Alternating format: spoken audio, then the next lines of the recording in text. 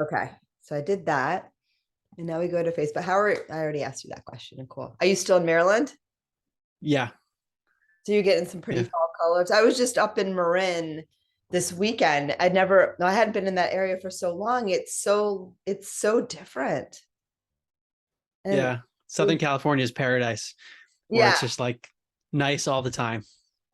yeah, I like warmer, but it's good. Yeah. I liked it up there. It was beautiful to see trees again and the little bit of like fall. I think I will go back and visit again. Okay.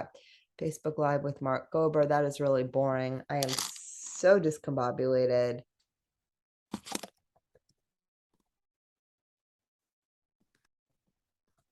Better. Okay. Oh my gosh. All right.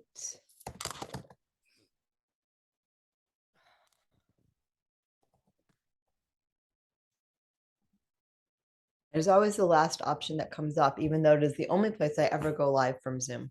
But all right, we are live. Yay. Let me grab us up on our phone. Let me put us in gallery mode, which we are not.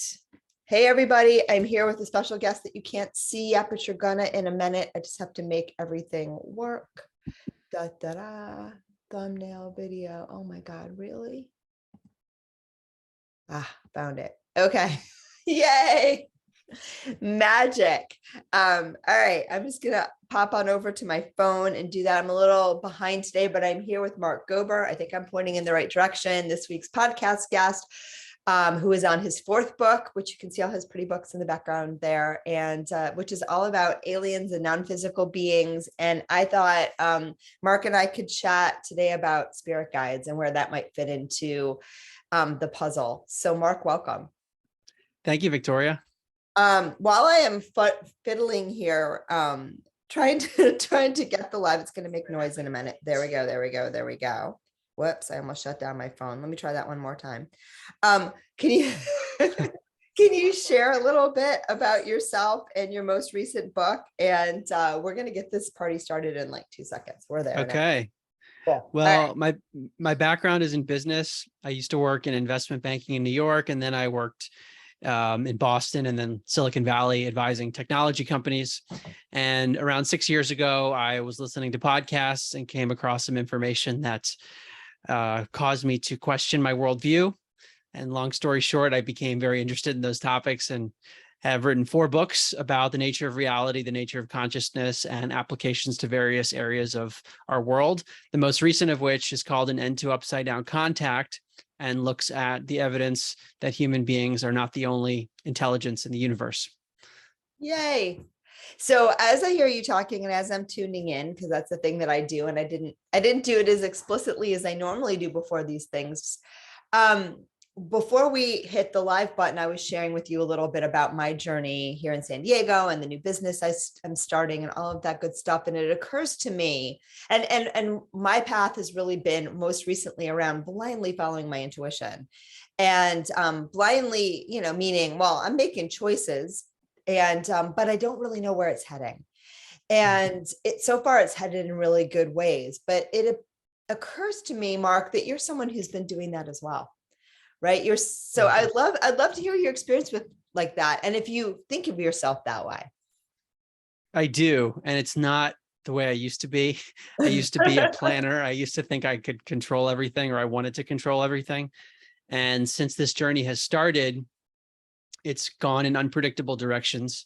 I mean, I started researching about 6 years ago. I had no plans of writing books or doing public speaking or doing interviews. That was not part of a plan. I was just very interested in these topics. And about a year after my initial inquiry in 2017, I decided to sit down and write a first book, not knowing where that was going to lead me. And then that was published the next year. And then I ended up doing a podcast series. And then it was in 2019. And I said, I don't think I want to do this job anymore. Even though I was in a really good professional position, it just didn't feel right. So I left the job not knowing what I would do next. So I didn't have a specific plan. I just knew that I didn't feel aligned in the same way, even though I had spent basically my whole career. I made it to partner at a really great firm with great colleagues. My intuition said I needed to do something else. So I didn't have a definitive plan. And then I wrote my second book shortly thereafter. I didn't know what was going to happen next. I started researching, and then a third book came, and then a fourth book came. And now I'm in the post fourth book era. I don't know exactly what's next, but it's just this constant state of really not knowing, but following what seems like the right path in the moment. I love that. I love that. And it can feel a little disconcerting sometimes, right? Especially to those of us who are raised on the straight and narrow achievement world. Yeah, it is. It's tricky because I don't know what's going to be next. And I like to have I would say that the easiest part of this journey has been when I get the hit that a content needs to come. Like all of a sudden I'll research and realize, wow, this is a book. And then when I have that goal in front of me, I know that that is something I should be doing. So at least in the short term, I feel a little bit less discombobulated or less concerned about things. But then once that's over, I'm not usually sure what's next. And that period of insecurity is always the hardest for me. Yeah. Yeah. I think it's beautiful though. And stay tuned, guys. We're going to talk about aliens and spirit guides. I promise. This just came to me to explore because there's a little similarity there, but also just because my loving heart just tuned into that energy for you, my friend. So I hope that's okay. Yeah. Because I think it is one of the most beautiful ways to live your life. And obviously this gentleman has written 4 amazing books in what, like 3 years? Less? Yeah, I guess the first one I wrote in 2017 and it was published in 2018. So okay, so a little more, but yeah, and his process is also, I don't want to speak for you, but I've talked to you a bunch of times and heard you even more times in other people's shows. Your process is fascinating, right? Because you get the idea and the books come through really fast. yes, the writing process is usually the end. By the time I sit down to write, I basically know what the book is because I've been researching and formulating a framework in my own mind. And then it's like the execution phase. That's just the very end of it. Right. When I'm about to write a book. Right. But it's even intuitive because you've talked about like going to a silent retreat, the book downloads, you walk around a little bit, you go to another silent retreat, it downloads again. That's maybe like 2 weeks. And then you write the book in another 2 weeks. I mean, isn't that how you described how you wrote the end to Upside Down Something? Yeah. Upside Down Living. The second book. No. Yeah. That was the one that came after I left my job. So I didn't know. I was at that point, people were asking me, what are you going to write about next? Because I'd written one book and I thought to myself, what are you talking about? I'm surprised I wrote one book. I would be surprised if I write another one. But I had been researching topics because there was a big gap between my first book and my second one. And I had done a podcast. So I was still researching these ideas. And then I went on a silent meditation retreat. And this was February of 2020. And during that retreat, basically all of the ideas I had been researching for that past period congealed into a framework. And I was able to write it down in a notebook because it was a silent retreat, but you were allowed to have a notebook. So I was able to just outline things and make notes for ideas that I had been percolating for a while. And then I came back from that retreat and wrote the first draft of that book. It was about a week. And then I had another silent retreat right after that. So I was able to then think about what I had written. And then I came back and revised it. So it's an amazing process. So much is coming through in my brain right now. And one of the things that the guys are saying, both for you, but also for people listening, is that to a certain extent, and you know this, Mark, whether you know it, but you know it, sometimes in order to live in that creative space, you actually have to get really comfortable with the unknown. And you have to, sometimes the plan that we get for our lives or for what we think we're supposed to do or what we've learned can kind of take over so much that it doesn't create space for the kind of inspiration that you are starting to live now in your life. So I don't know if that makes sense, but I'm passing that along. It does. Yeah. It's been my life. Yeah. And it can be magical. It can be scary too, because, I know for me, there's a lot of, that back monkey mind chatter that's like, what are you doing? Do you know what you're doing? Like, you should know what you're doing. And like, I am not just randomly jumping off cliffs. I've just learned that sometimes, the real knowing comes in the not is allowing yourself not to know for a while. Yes. And so, I was just chatting with my spirit guides, and I listen and I chat with them all the time. And it's kind of the thing that I do for a living. And you just wrote a book about non-physical beings and aliens and all of that. So I thought, and the evidence for that, and listen to the episode, read Mark's book, because he does an amazing job about showing you the research behind these kind of woo topics. And that's what I really love about what you do. And it's solid research, and he really brings it together in such a beautiful way. But I would like to explore a little bit what your take on this idea that we have these spirit guides. Well, I don't have any direct experience in that I've never seen a being with my own eyes. I do think that we're probably being influenced all the time in ways that we don't realize, in that our brain, the way in which we have thoughts and creativity, like that process is probably being influenced on other dimensions. So when a new insight comes in, we have to ask ourselves, where did that come from? And even neuroscience doesn't understand exactly how all this happens. So I would say my hypothesis is that there are beings that we don't see with our eyes who are impacting our daily decisions and our thought processes. In terms of evidence for that, in addition to just talking to lots of people who personally experience this, let's like the near-death experience is a good case where someone, let's say they're in cardiac arrest, based clinically dead, and they will sometimes encounter non-physical beings. And they'll say that the being that they encountered, whether it's a being of light or some kind of a spiritual creature or something, they'll say that it's a being that they've known for a long time. And the implication is that they've been guided by this entity. This is not every near-death experience, but it does come up a lot. And it's like the person forgets it while he or she is in the body, but when they're in this other dimension, it's like, oh yeah, I've known you for a long time. And of course, you've been guiding me from lifetime to lifetime. Wow. So, and this is a common thing that people experience when they have the near-death experience that they report. A good chunk of people have that experience. Yeah, it's one of the things they experience, because it's not like everyone's identical, but it is something that comes up. And it actually even came up in the work of John Mack, who I talk about in this new book. He was the head of psychiatry at Harvard, a Pulitzer Prize winner, and was studying people who claimed they were abducted by other intelligences, alien beings, and there were all sorts of things done to them wherever they were taken. In one of the case studies he talks about in his book, Abduction, this alleged alien being was guiding the person from lifetime to lifetime. That's what he uncovered when he took her under hypnosis, that this being was alien, but it was like a guide in a sense, and that it was guiding her soul. Wow. Wow. That's so cool. So maybe some of our spirit guides are of alien nature. You said something else too that I think is really interesting. You said you think that there are beings out there, non-physical beings, meaning non-physical, meaning not in our realm. So not in bodies, like we are in bodies, not having this human experience, that are influencing and impacting us. And, I like to keep everything light and love, but can you talk about a little bit more, like how that might go, how that might work? I know from my own experience, and I've talked about it a lot on the podcast, but I would love to get what you get from the research you've done.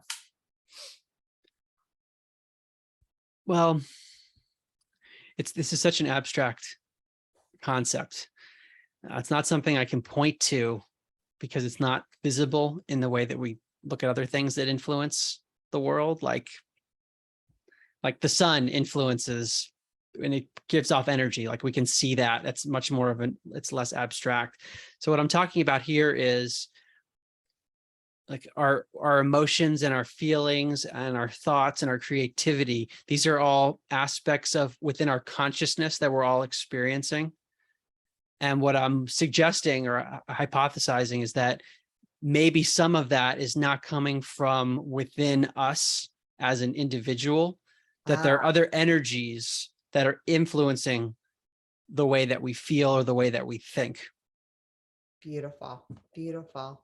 I love that. I think that's 1,000% true. And I think, when I teach intuition development, what I teach is we're all multisensory beings, and we're all having multisensory experiences all the time, not just special people that call themselves psychics. It's just maybe the difference between someone who's a little bit more like me is someone who's a little bit more open, but also someone who's just doing it a little bit more intentionally. That's really the difference.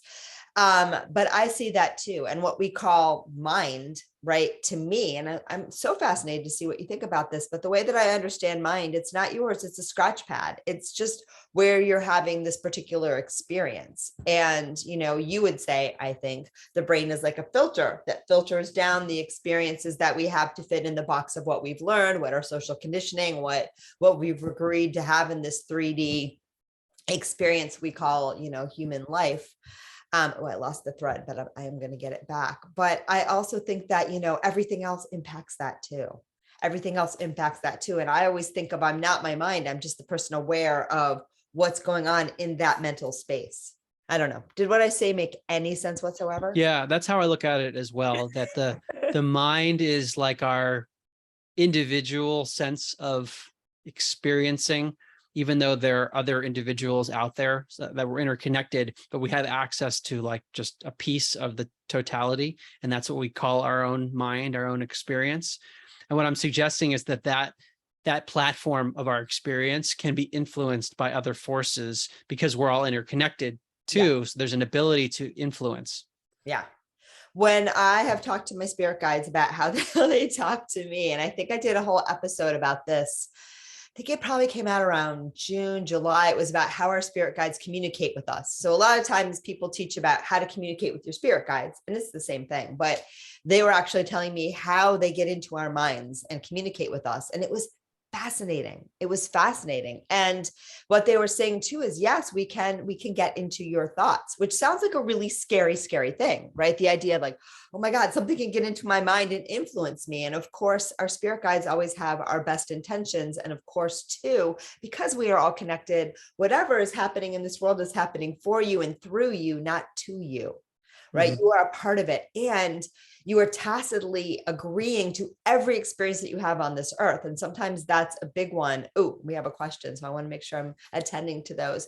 And that's a tough one, right? Because sometimes we're like, how could I have possibly agreed to this? But it's my understanding that everything is a co-creation. Everything is a co-creation, including with our spirit guides. They can't do it if we don't allow it, but we do because we know that's the name of the game. I'm going to let you process that while I try to find that question.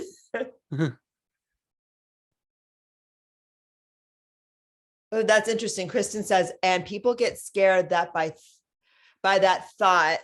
Oh, I already missed what she's following up on, but that was a really good comment. I'll come back to it. And guys too, I know there's quite a few people watching. So if you guys have questions or comments about spirit guides, about aliens, about life, about intuition, I don't care. Bring them on and one of us will try to field them because that's always the fun part. And now I completely lost my train of thought. That is the problem with my mind today. Anyway, you look like you have something you want to say, or no, if I totally No, I'm waiting to scrambled your respond. Yeah. circuits. Yeah. Sorry, Mark. All right, let me tune back in. What Kristen wrote, and also Facebook's doing this new thing where the comments just disappear. She says that people get scared by that thought, so I think it gets suppressed on a societal level, but I don't know what she was responding to when she said Maybe that. the thought of being influenced. Yeah, I think so. So we were afraid of it, so we shut it down. Yeah. I mean, the way I think about it is like we have an ability to discern what that thought or feeling is when it comes in. So it's not like we're automatons and we have no ability to like pick and choose what comes in. I think that's a big part of it also, is to like feel what is right within those thoughts and senses and then go towards the ones that feel like they're in the right direction. That's huge. That's huge what you just said. And I think that's so true. And I think that's true whether we're talking about spirit guides or weird aliens or just collective thoughts coming into our space, because that happens too. The collective is very powerful in our individual experience, right? Because we are all connected. I think it's really once we find that center, once we find our connection, what to our highest self, once we really tap into our intuition, which the way that I understand intuition and the way I define it, and you can define it in different ways, it's that spiritual GPS, is that part of yourself that keeps you connected to who and what you really are. When you learn to listen to that and vet everything according to that, that's when things change. That's when you can feel like, oh yeah, people ask me, how do you know it's your intuition? How do you know it's your spirit guides? It's because it feels a certain way. It's because there's a truth that my soul recognizes. in those words. And also I've learned how to recognize what my soul recognizes, right? I know what that feels like now. And it usually feels pretty darn good. Yeah. In my experience, it's been a lot of trial and error. Like in Okay. the beginning, I don't think I had a good sense of what was intuition versus what was something more from ego, or what was maybe not an optimal path. So now I can't even explain what it is, but I like get the cues when I'm not going in the right direction, or if I've misinterpreted something, and then I can course correct more quickly. So it's a matter of trying, like setting the intention to follow the intuition, and then seeing how you do based on like life circumstances, and then calibrating accordingly. I love that. I love that. And I think for some people, sometimes, you know, that feeling of, oh my gosh, you know, I wasn't listening, I made a mistake. That one always gets me, but it's not a mistake, right? It's just Right. increasing clarity. Like we listen to the best of our ability, we respond, and then we see what happens. Right. And I think too, you have to remember too, sometimes because our human minds go good, bad, right, wrong, right? We immediately try to judge the experience. You know, so okay, I listened to this intuition, then this happened. So it couldn't have been my intuition because I judged it as negative. And sometimes that's not even true. Sometimes you just keep following, you just keep listening. There's no need for the evaluation at all. And sometimes too, that puts you back into your mind. It puts you back into this idea that things are right or wrong, good or bad. And on the highest level, they're not. They're not Yeah. at all. They're just one experience after another. And you start to listen to that GPS system, which just takes you to the experiences that are exactly right for your soul at this moment of time. And typically that's what feels good. Typically that's what feels good. And occasionally it doesn't feel so good, but usually it's what feels good. That's been my experience too. When I feel like something is a true intuition and guidance in what will be a direction that minimizes suffering, maybe I'll put it that way. It's a very clear sensation that I can't describe very well, but it's like I know it, and there's no doubt at that point that I need to go in a certain direction. I love that. All right, we have a question from Cindy, and I know we're not going to agree on this one, so I'm going to bring it on. Okay. Cindy asks, and Kristen had a question too, and I haven't forgotten it. We're going to come back to it. They just keep disappearing. Do you think there are negative spirits out there, or is that just scary movie stuff? I'm gonna Well, let the Mark word, answer. yeah, I mean, the term negative, there's like different levels of answering this question. On one level, there is no negative, or there's no evil. At the highest level, it's just all what people describe as a unified field of unconditional love. That's what people describe all over the place. But Yes. then at another level of reality, there is duality. There's me and you. So that exists also. And at that level, to me, there can be dark, light, good, evil.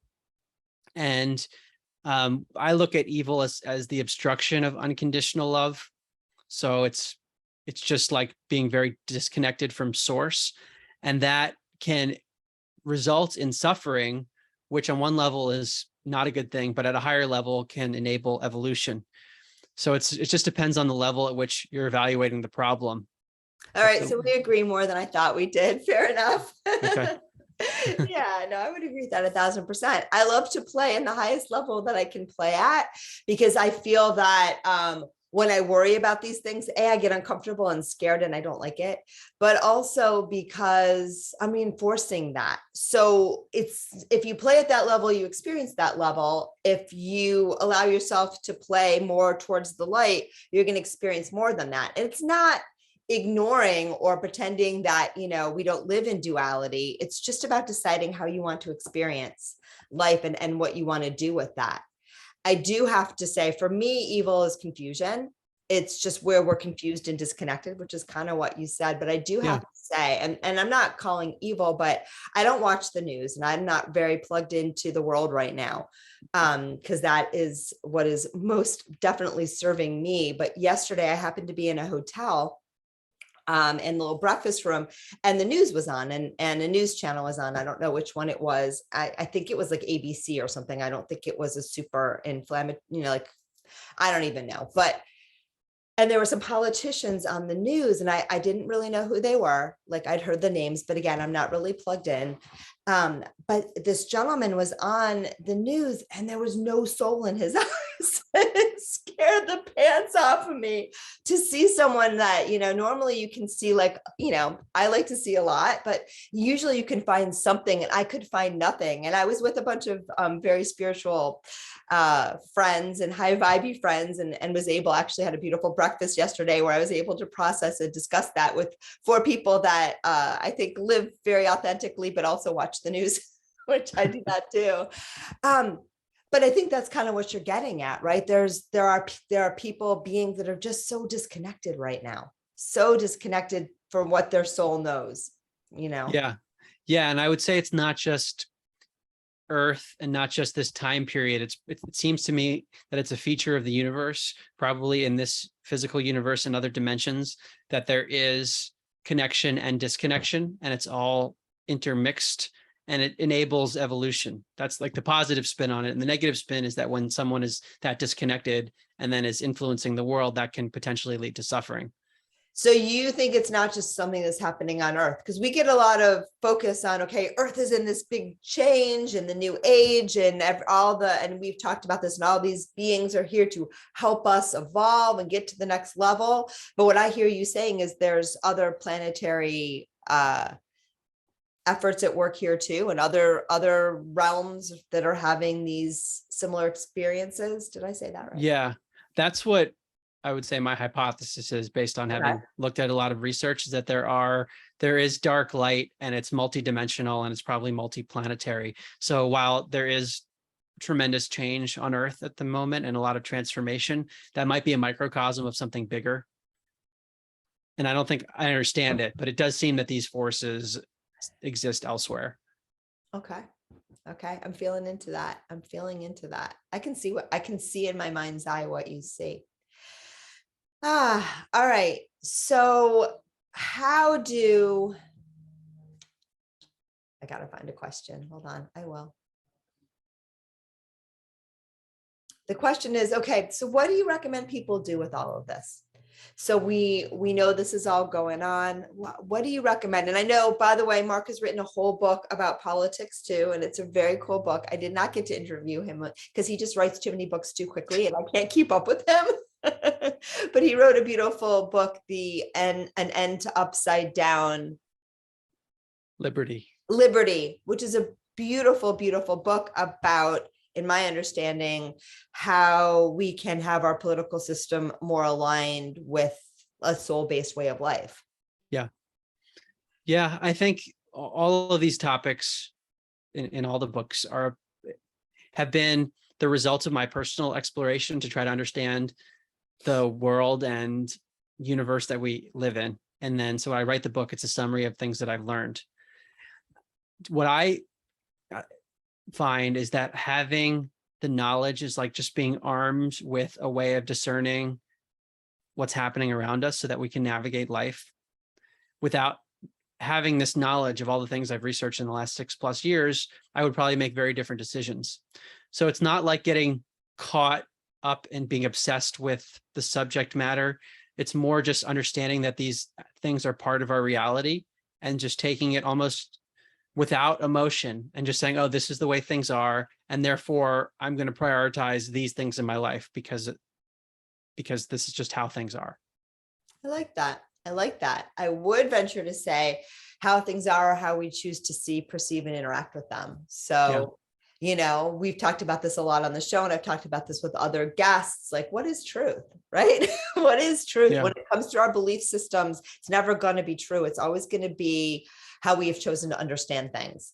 And there's a power in that. On the other hand, I also agree with you 1000%. If we are feeling into things, or things that are going on, or things that are relevant to the level of reality that we're living on, and we're going like this, we're still reacting to those things, and they're still there, and they're still influencing us. So that spiritual bypassing is where you say everything is light and love, when you really want to punch the person next to you in the face, and if you want to punch the person next to you in the face, don't do that. Please don't do that. Don't punch people. But it's okay to understand that, we live at that level too, and it's there. And sometimes you want to punch people. So be kind to yourself, hold yourself, feel into that, ask yourself, is there anything I need to know here? Light and love doesn't mean that you just pretend that you don't ever want to punch anyone, because even yours truly occasionally once, gets pissed off. Yeah. It's part of life. So I think that would be the same thing that yours. So I would just say, when we know the truth, we're also co-creating the truth. I don't know what you say to that. Yeah. I think like lots of things are true simultaneously, and it starts to become difficult to understand what the relative influence of all these things is. Like there's a co-creative aspect, but then there are certain things that seem to be objectively true, like certain things that are just factual from one lens of reality. It's probably beyond human comprehension, the way all those things interact. I would agree with that 1,000,000%, 1,000,000%. All right, Kristen asked, she asked this a while ago, and I'm going to try to read it before it disappears again. Wait, what did she ask? Oh gosh, golly, this is such a pain.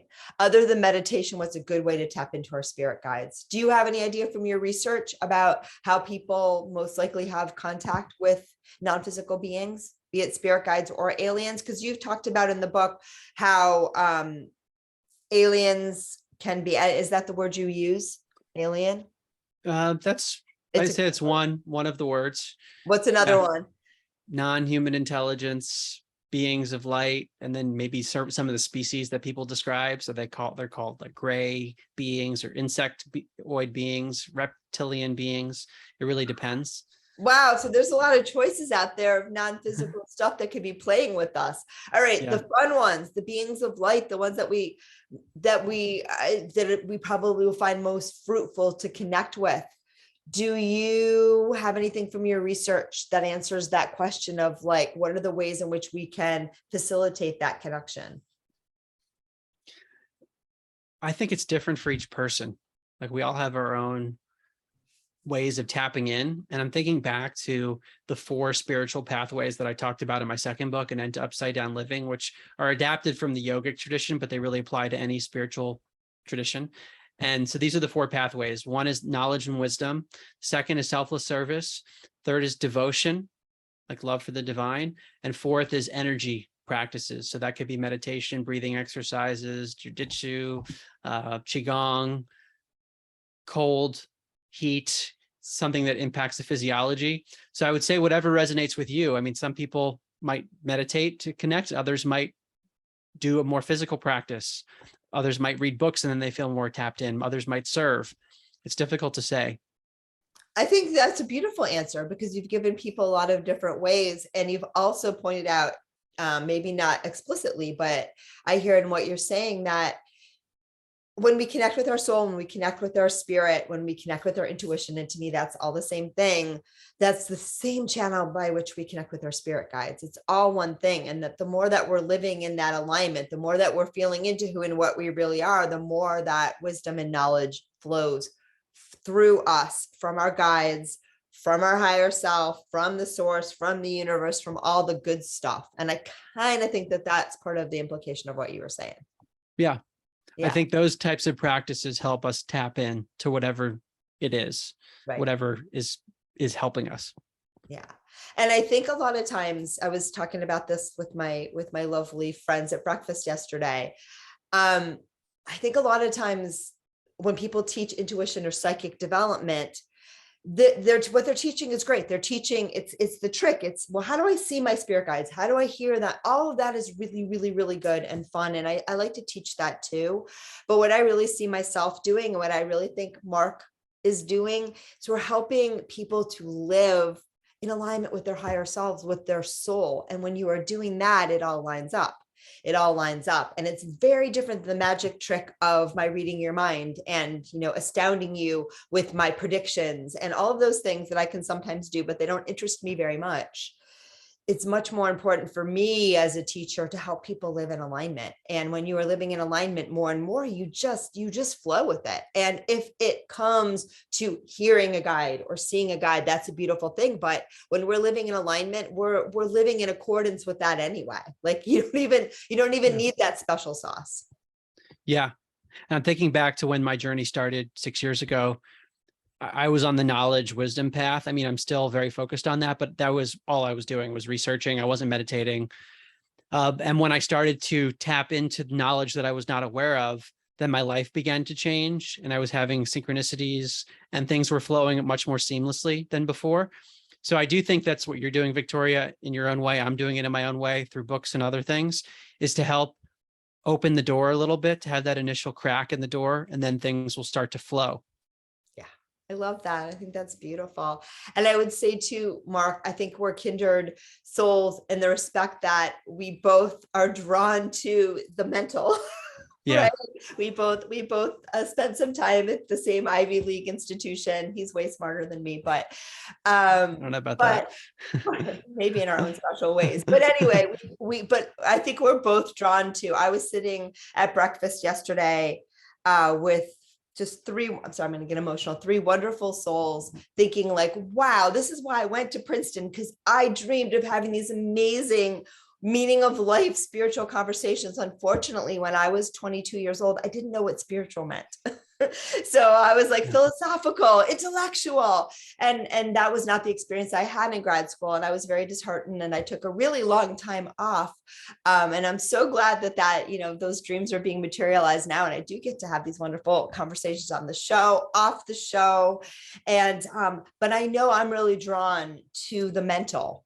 But there are many people too that are just drawn, and sometimes that's a bad thing, right? Because sometimes we get lost in the ideas, and the ideas have never been the truth of anything, right? The ideas, as Eckhart Tolle might say, are the pointers. They're the pointers. Yeah. The words are the pointers. The truth is ineffable. It doesn't come through words. It's something, when I know something, I know it in my being. I don't know it here. And yet I am still fascinated by the exploration process of understanding. Yes. And for me, the process of trying to define the ineffable has probably helped me in the direction of the ineffable. That's the paradox, is that I was reading books and listening to podcasts. And so people were giving their approximations of what they were experiencing. And that led me, I think, in a very positive direction. So in the same way that I write books, I'm using words. I will never be precise or 100% accurate, because words will distort the truth. By definition, they can lead people and myself in the direction of truth. Yeah. Yeah. We're word nerds though, right? Aren't we really? Maybe. Yeah. And for some people that resonates. Like for me, I needed that. Not everyone does. Other people just experience it. They don't even need to read the book. Yeah. But something else that you said too, that I think is so important, is that your quest to understand, right, can also guide you. The quest to know, the quest to understand, if you're willing to open your mind to what's coming through, which you did, right? And expand. How do I say this? Yeah, the quest to know, the quest to understand is also a powerful guide. And I think also the quest to follow, for you, that was a passion. For me, that was a passion, right? Yeah. Like, this is something that excites me. That's why I do this. That's why you do what you do. So following that is important too, whatever that is for you. Right. And for each person, it can be a very different thing. So this is going back to your point about intuition and the sensation that we get when we know it's the right direction, that we know we should be heading in a certain way, and that will manifest differently depending on the person and that person's journey. Yeah. Yeah. And I think too, it brings us back to the very first point that we made as we start to wrap up. And if there are questions, bring them on soon. If there are more questions, I should say, is that, oh no, I got to find the thread, but I will, hold on. Is that, a lot of times when we are afraid to exist in that space of unknown, like you have done so beautifully. I mean, you kind of in some ways blew up your life, right? To start a whole nother one. Yeah. And I understand that. But and you don't have to do that, guys. You don't have to move cross country and start a new business and all the other things that I have changed in my life that I don't mention publicly.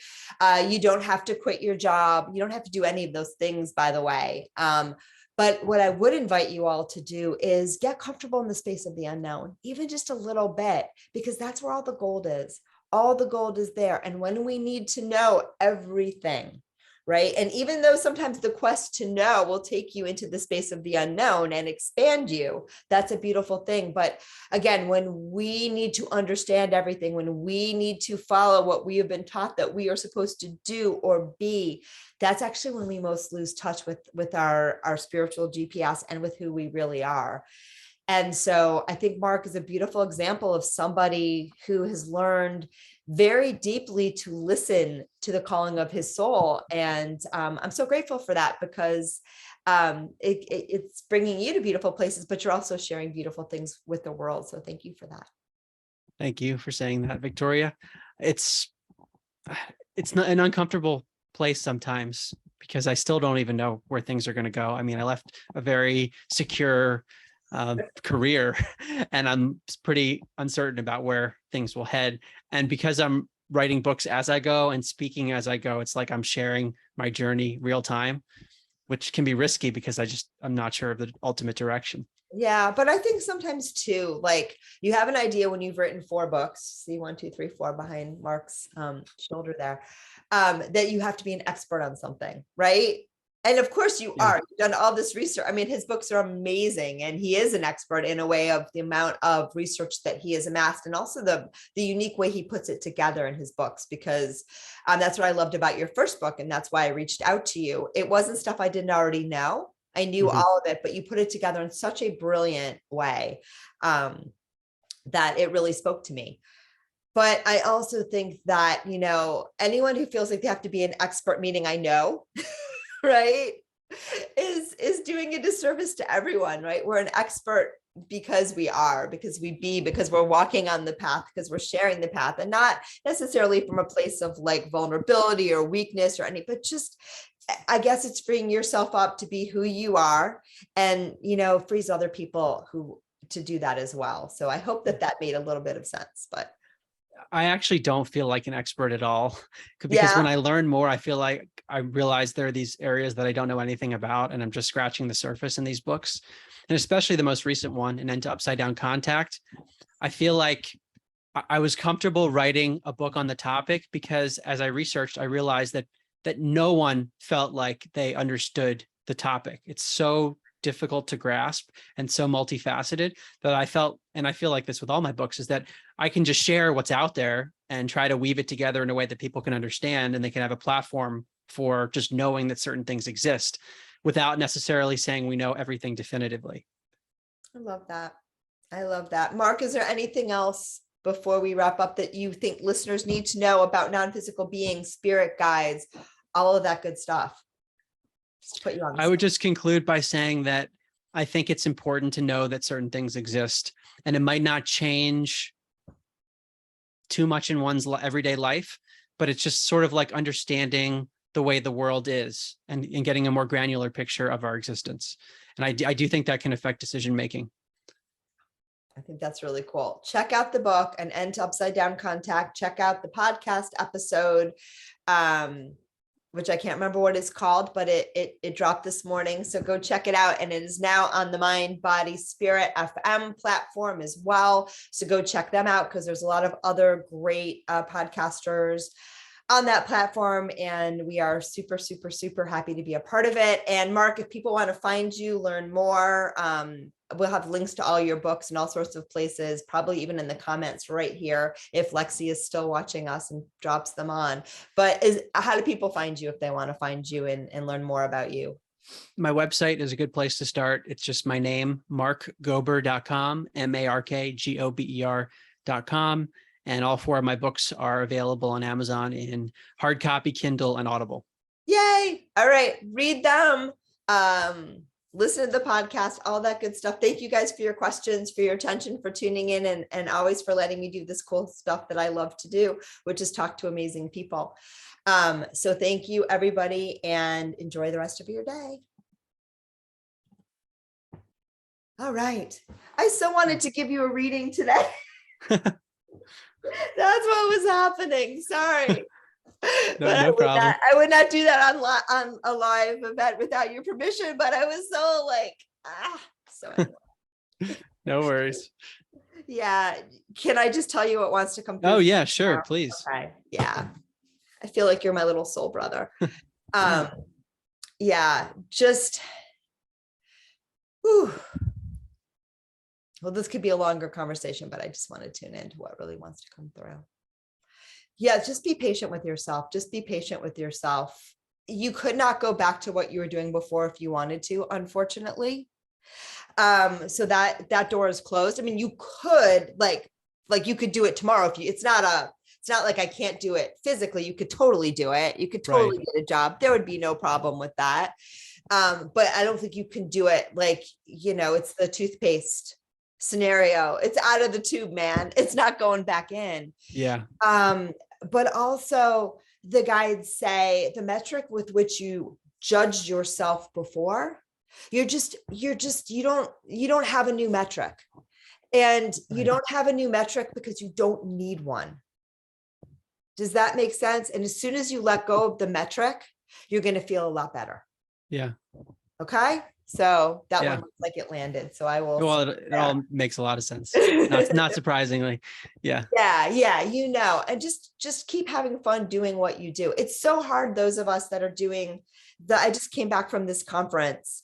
And it was more of a writers conference, but as part of this, I got invited to be on this panel. It's like someone's nonprofit, Heal and Create. And I got invited last year and I was all excited because there's people with like much bigger followings than me on it, and all of this good stuff. So I came up to meet the founder guy and travel with a friend of mine who's like also just best-selling, like way more, walks in these circles.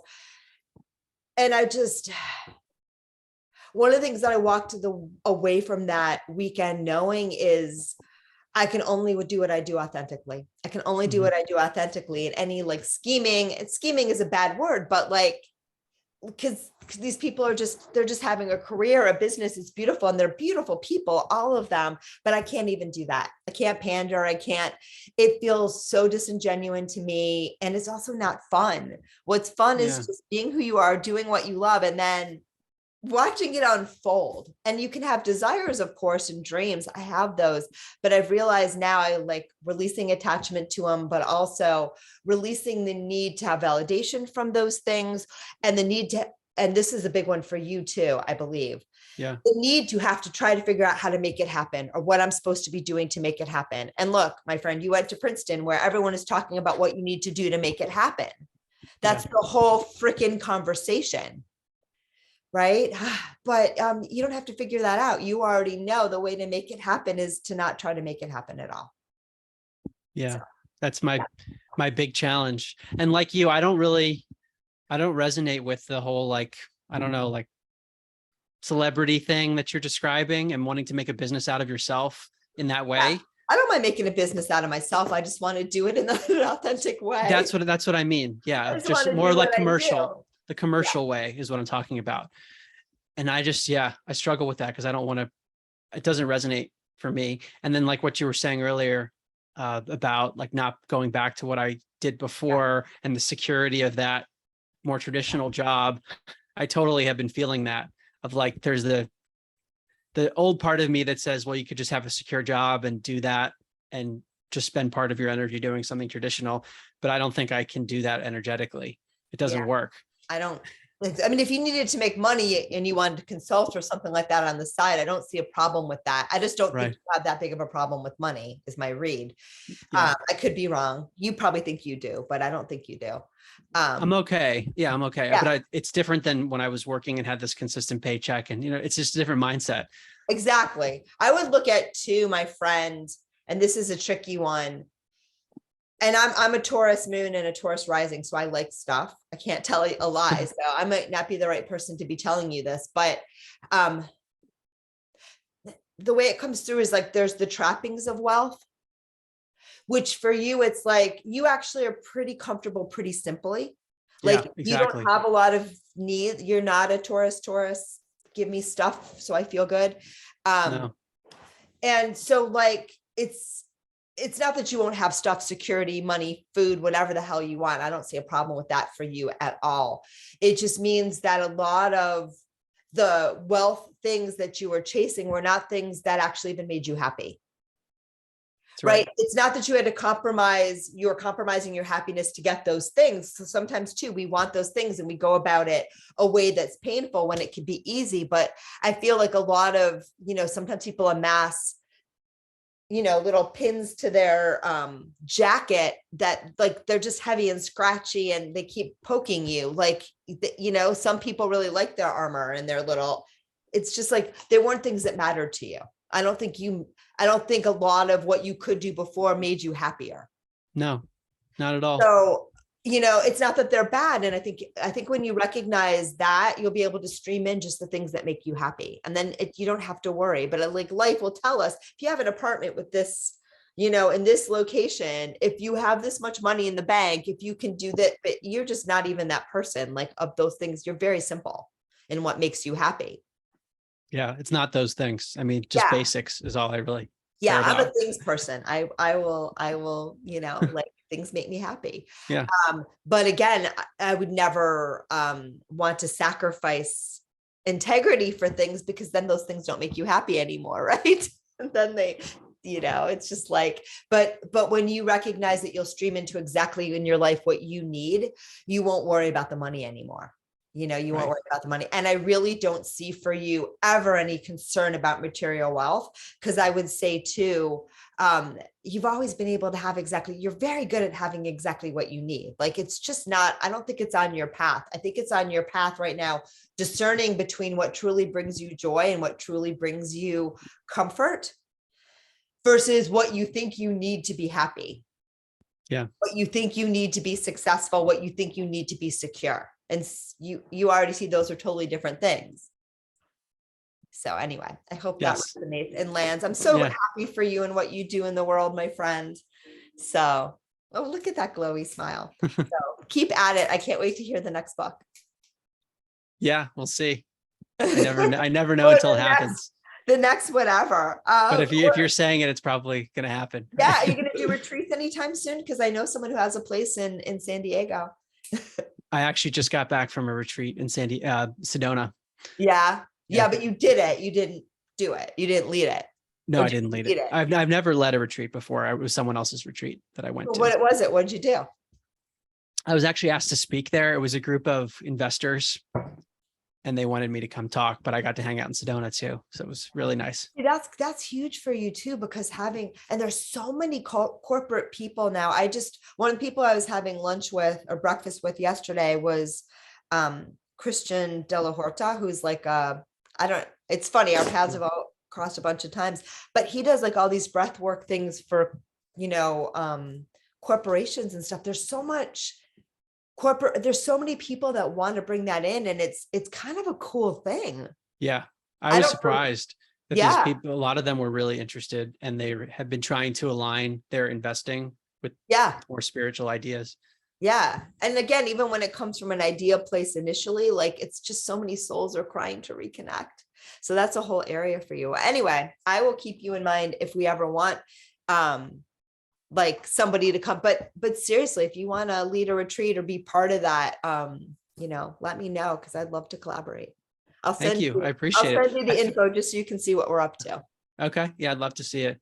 Cool. I don't know if I'm at a place now where I feel like qualified to lead a retreat, but maybe at some point in the future, I'll feel like that. I feel okay giving a talk here and there, but I don't know if I'm at that stage where I feel like I can, like, I don't have it together enough to feel like I'm there. I hear you. Well, giving a talk now and again is important too. Yeah. Have you thought about, so you're not ready to say like do Omega or those kind of things? You're like, I don't think so. I don't think so. I think the corporate world is actually really good for you. Like, I think sometimes the people that have been birthed through that process that go on to do other things are such beautiful guides for, even people that stay in corporate. Like, do you know what I mean? Yeah, it's a bridge. That's how I see it. Like, I can speak their language and I know what words not to use around them. And I can gauge pretty quickly if I'm making people uncomfortable, because I came from that world. That's funny. Yeah, I wasn't thinking of it that way at all, but I was thinking more, it gives you credibility because you want, like, I don't have a lot of people. I wish I had more, because it's so much fun when people ask me business questions. I have a couple clients that's just what they use me for. And it's so much fun because I don't know anything about anything, but I learned so much, because like, I just feel it. I'm like, oh, and this and this and this, and it makes sense to them, but it's not stuff I know. But I also think, like, because that's not my area of expertise, people aren't really drawn to me for that reason, right? I don't know anything about business, and of course, intuition can give you anything about anything, but, like, you have the cred. So that speaks to people. I think it allows them to open up enough to listen to the first 5 minutes Yeah. because of my background. So when I Yeah. gave this talk, I spent 10 minutes talking about my journey and my background and the details of what I used to do in business because they They can resonate with that relate sort to of that. thing. And Yeah. then, so they found it interesting when then I just did a 180 and then start talking about these crazy things. They were like with me Yeah. at that point. So So cool. So yeah. cool. Thank you for doing what you do, my friend. And I know we'll connect again. Yes. Thank you as well, Victoria. Bye, Mark. I Be appreciate well. it. Take care. Okay. Bye. Bye-bye.